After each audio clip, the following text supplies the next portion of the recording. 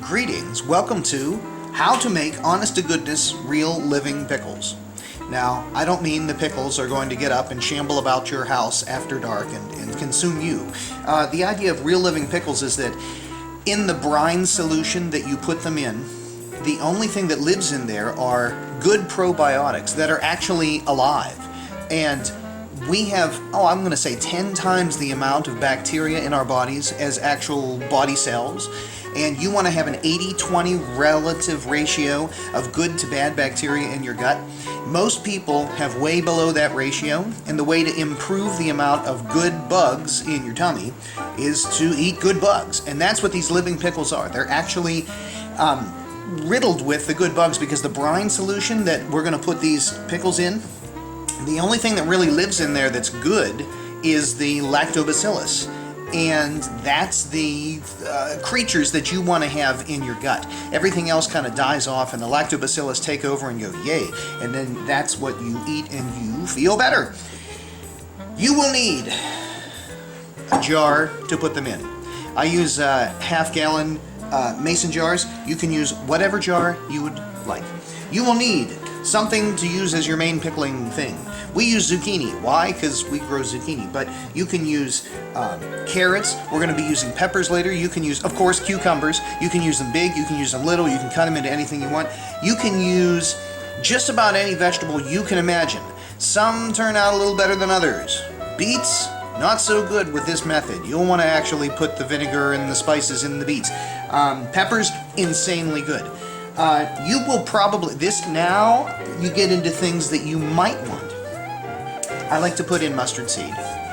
I like to put in real dill. Why? Because we grow it and it's good. I like to put in real garlic. Lots and lots of garlic. Oh, please chew gum after you eat these.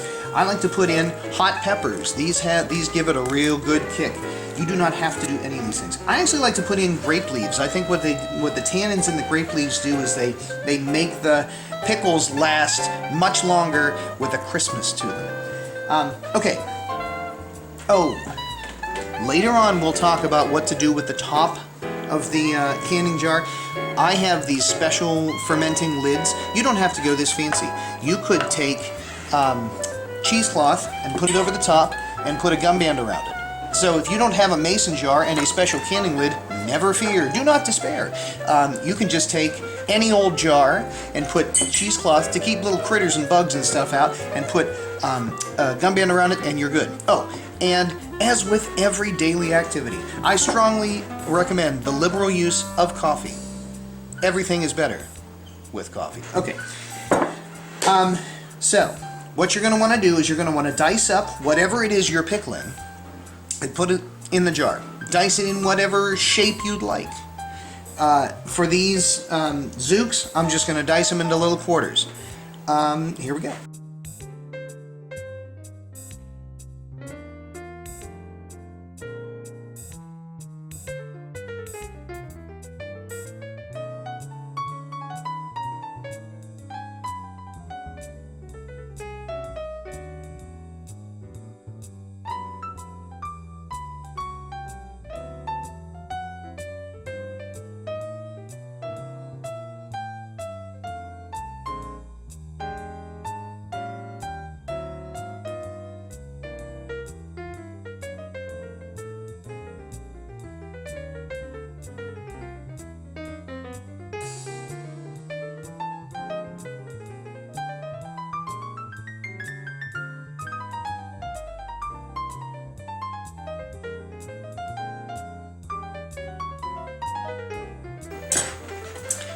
Okay, now that all the ingredients are chopped up and put in, you'll want to make the brine.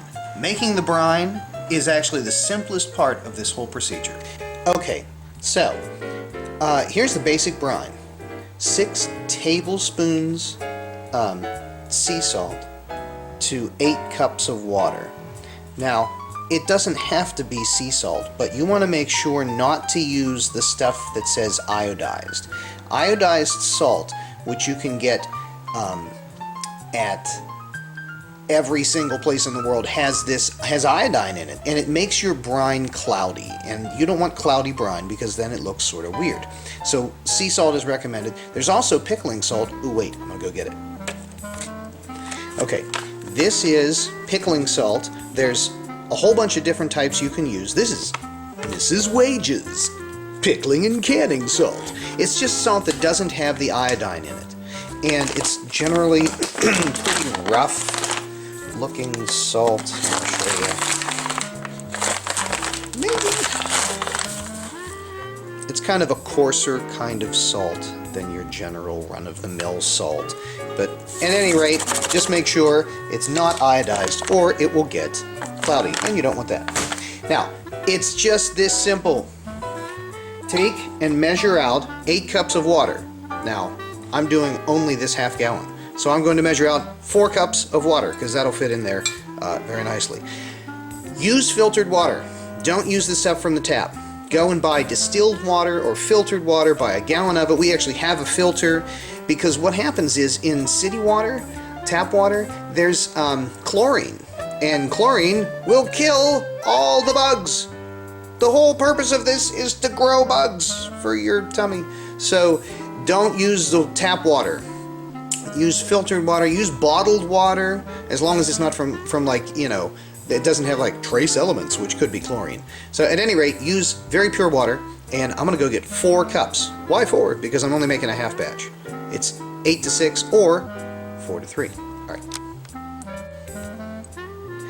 As I was getting these 4 cups of crystal clear filtered water, Jen reminded me that iodine is also an antibacterial. So if you put in the iodized salt, you've made a horrible environment for your little bugs. So here's 4 cups of water, not 8 because I'm doing half batch.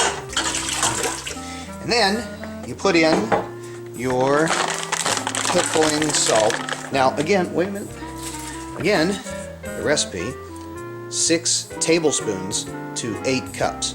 But I'm doing half, so I need 3 tablespoons. The big T is tablespoons. I'm cooking challenged. Honest to God, I'm surprised I haven't sliced my own hand off already in this process. But the big T is tablespoons, the little t is teaspoons. Isn't that beautiful? And here we go. 1, 2. I know there's probably a difference between heaping or flat or whatever. I just sort of put in whatever comes out. 3. It's not a science. I mean, it is a science, but it's not exact science. And then you stir it. Wait, I need to stir it. You'll want to put it on heat only long enough to dissolve the salt. There we go. Because you don't want to pour it in nice and hot, because then, well, you're killing all the bacteria. Where do all the bacteria come from? Well, here they are. They're already on the skin of whatever it is you put in. So, yes, of course, wash whatever you're going to put in. You want to wash your zucchini or pickles or pickles, cucumbers or carrots or whatever.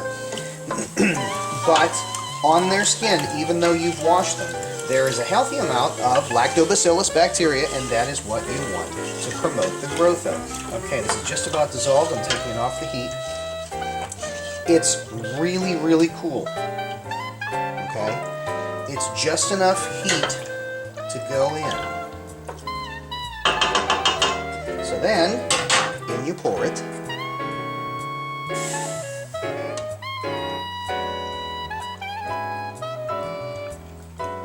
Oh, isn't that beautiful? Look at that. Oh, got my arm in the way, sorry.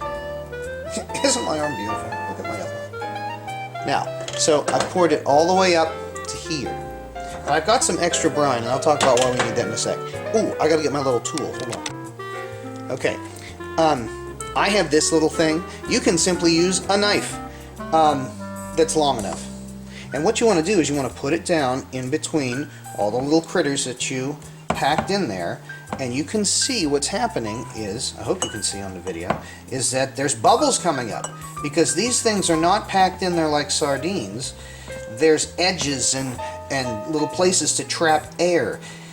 And if you let the air be in there, part of the environment that you're creating with the salt water is compromised, and it could grow mold or yucky things that you don't want. So you want to get all the air bubbles out.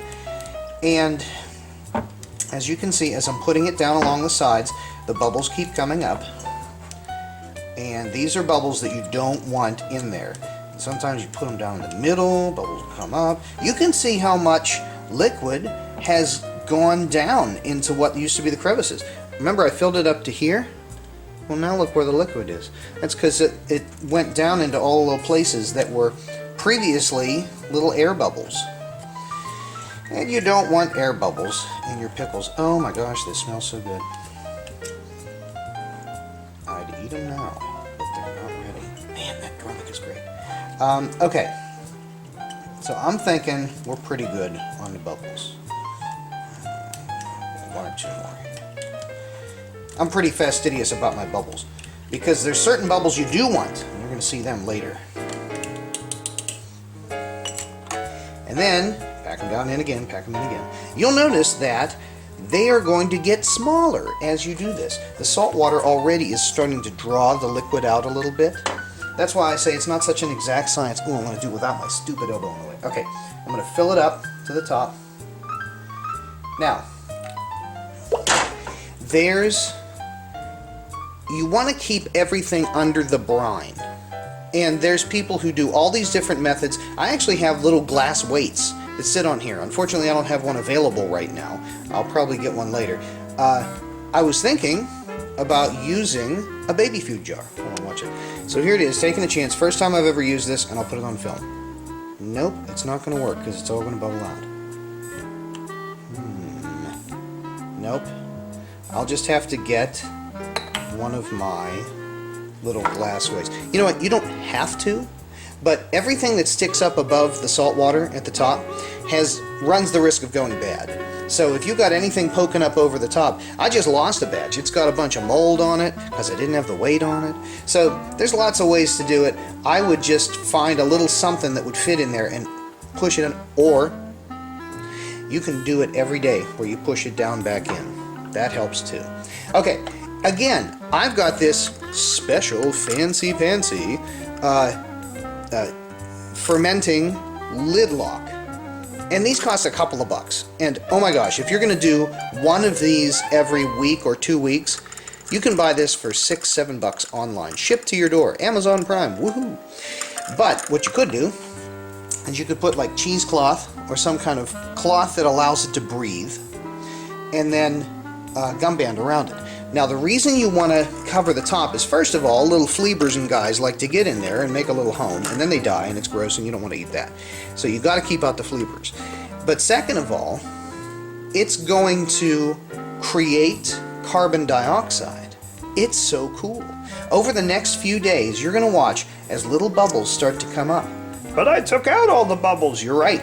These bubbles are not air that's going to cause mold. They're carbon dioxide. It's your little lactobacillus guys farting. It's awesome. And when it sort of bubbles up and out, if you had a hard lid on here, it'll blow off. Like if you had one of those canning lids,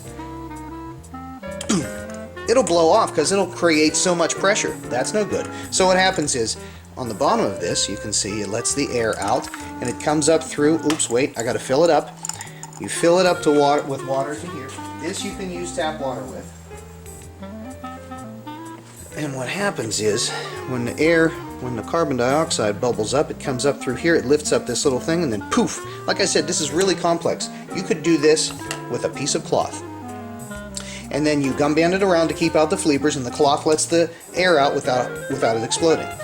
I like to leave these on the counter just like this for 2 or 3 weeks. I like them really, man, you got like critters crawling all over them. They got a real tang, a real punch to them, and it's got that hot pepper and the garlic, and oh, it's so good. I just could eat them all day. But they say that the benefits start after 3 days. After a mere 3 days, you can start mowing on them. Now, you have extra brine. I would put that aside in a little, oh, there's my elbow again, in a little jar. I would put that aside in a jar. First, spill it everywhere. That's good, thank you. And then, here, wait, I'm going to get a lid for it. The reason you want your extra brine in a jar aside is because this will go down. I honestly don't know where it goes, whether it just evaporates or what. But if you add the brine to it and just top it up, like it'll go down to there, maybe, and then you top it up. And then maybe it'll happen again, go down there, and then you top it up. In the process of fermenting. If you leave it out for 3 days, it ain't gonna do it. But if you leave it out for 3 weeks, like me, I like to have an extra. And wait, very important.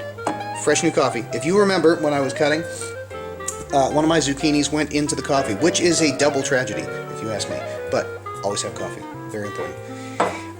New cup. And then after you're done fermenting them, and they're all as bubbly and delicious as you like, what you do is you take the top off, and you can put on one of those canning lids. You can put on here.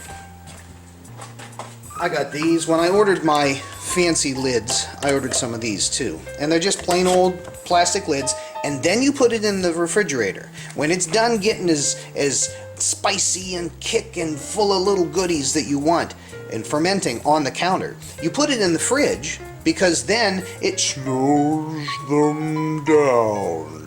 And then they won't ferment anymore. It will stay that level of spiciness, and all your little guys are like, I'm in the fridge, but I'm still alive, waiting for you to eat me so I can make you feel good. So, and there you have it. I know it seemed like a long process, but if you do it 3 times, you're going to be so good at it you can't even stand it, and you won't even have to think. Again, quick review. You got your basic, whatever you're putting in there.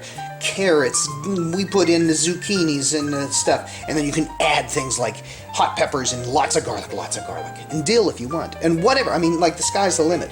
And you chop it up, and you put it in, and then you make the brine, which again, 6 tablespoons, the big T is tablespoons, to 8 cups of water, or when you're making just a little half batch like this, half gallon, 3 to 4, and you pour the brine over, and you cover it in some fashion. Hopefully you've got something to put down on there, like a little weight. I'm gonna have to find my weights.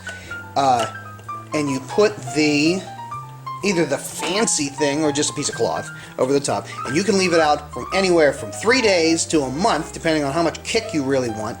And then when you're done, when it's as spicy as you like it, put it in the fridge and enjoy.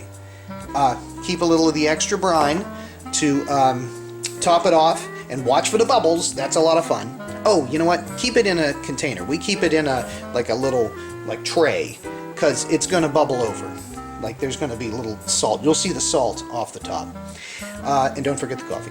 Okay, well, enjoy. Hope the pickles are as delicious and wonderful as these, I'm sure, will be in a few days. And mow down. Happy lactobacillus-ing.